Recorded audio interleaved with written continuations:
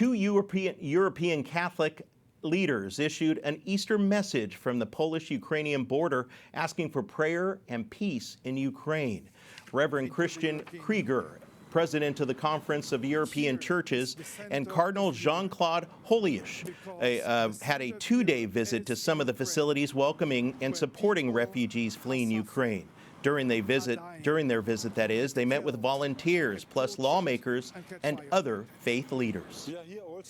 And Reverend Christian Krieger joins us now. He is the president of the Conference of European Churches. Reverend Krieger, thank you so much for joining us. And can you tell us more about what you saw during your trip to the border between Poland and Ukraine? Yeah, we were last week in Poland to express our gratitude for all the welcoming which was done for the refugees coming from Ukraine.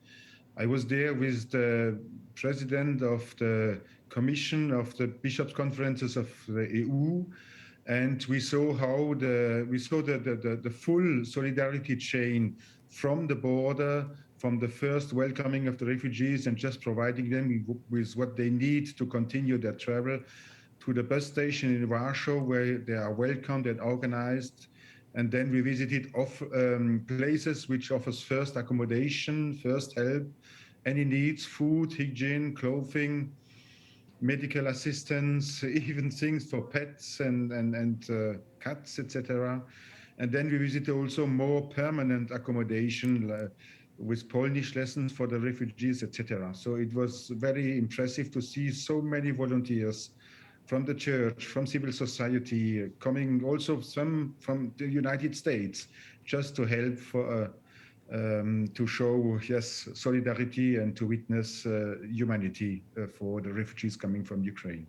It is, you were literally doing the hands and feet of Jesus out there, and we understand that you, as you mentioned, you met with lawmakers, volunteers, and other faith leaders. Can you tell us more about that and what you even got out of this? Yeah, for us it was very important, and we said it also in a special Easter message, that we just say thank to all those volunteers who welcome, because they do in a way the work of God. They are God's hands and God's eyes and God's ears for those refugees. And in the midst of all that drama, we have the face of humanity and we have the witness of our Christian faith, and we went there just to say our appreciation and to be thankful for that. In what ways are faith leaders helping to bring an end to this military conflict in Ukraine? Yeah, in Poland, all the churches, the Orthodox one, the Catholic one, and the Baptists and the Reformed and the Lutherans, all were committed to the welcoming of the refugees. I must say, I think each bed is used to welcome, and it was very, I'll say, emotional for us to see how much they are committed. In Lublin, for instance, the Archbishop said that they sent more than 100 trucks to Ukraine. It's a real, how to say, a chain of solidarity, and they are in the heart of that.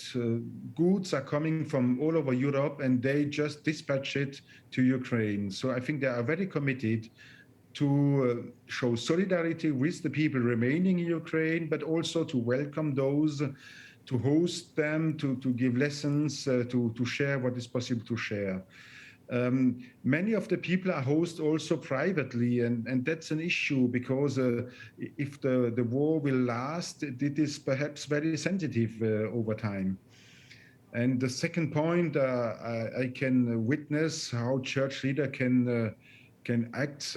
We will issue, Cardinal Hollerich and myself, a letter to Putin and Zelensky to call for a ceasefire between the Occidental Eastern, which is next Sunday, and the Oriental, the Orthodox Eastern, which is the week after. So we call for 8 days of ceasefire.